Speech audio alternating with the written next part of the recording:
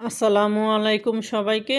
আমি আজকে আটা দিয়ে আপনাদেরকে একটা মজার স্ন্যাক্স তৈরি করে দেখাবো। এটা আপনারা বাসায় 1 মাস সংরক্ষণ করে খেতে পারবেন। এটা দেখতে যতটা সুন্দর, খেতেও কিন্তু অসম্ভব মজা। আশা করি রেসিপিটি আপনাদের ভালো লাগবে। ভালো লাগলে বাসায় অবশ্যই একবার ট্রাই করবেন।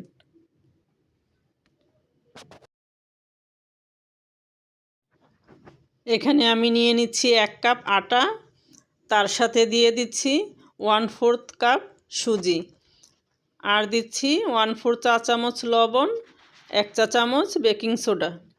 এখন শুকনো উপকরণগুলোকে একসাথে মিশিয়ে নিব। এখানে দিয়ে দিচ্ছি 4 টেবিল চামচ সয়াবিন তেল। সয়াবিন তেলটা দিয়ে ডলে ডলে একটু ভালো করে মিশিয়ে নিব।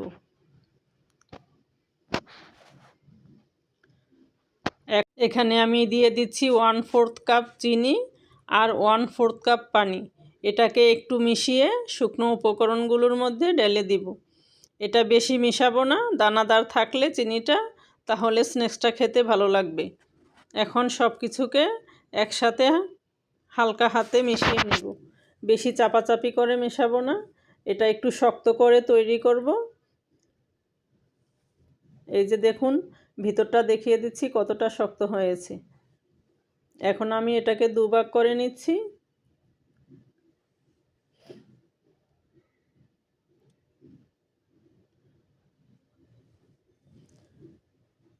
এখন এটাকে আমি পাতলা করে একটা রুটি বেলে নিব।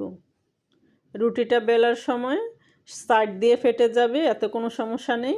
আমি কেটে এটাকে সাইড দিয়ে বাদ দিয়ে রুটিটাকে সমান করে নিব।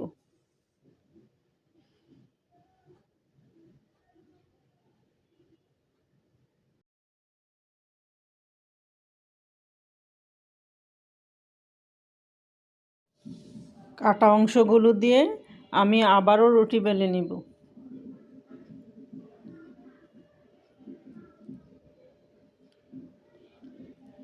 এখন এর উপরে ছিটিয়ে দিচ্ছি সাদা তিল। সাদা তিলটা চারপাশে ভালো করে দিয়ে আমি একটু হালকা হাতে বেলে নিব।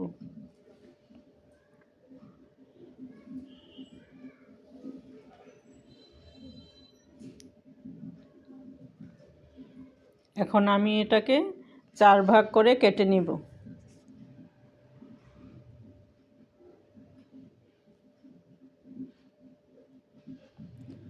এক পিস নিয়ে এটাকে উল্টিয়ে ভাঁজ করে নিব।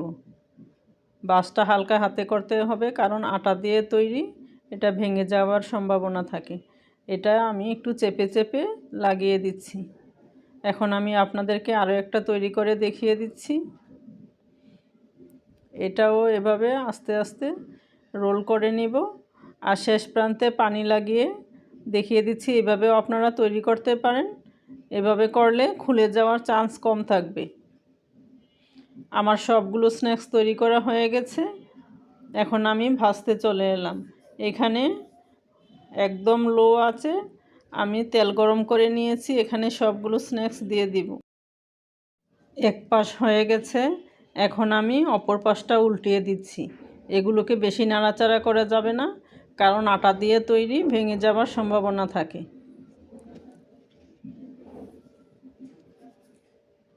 এখন আমি অপর পাশটা উল্টে নিচ্ছি।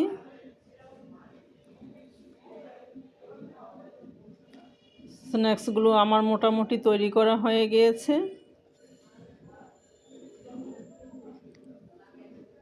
এখন আমি এগুলোকে তেল থেকে উঠিয়ে নিব।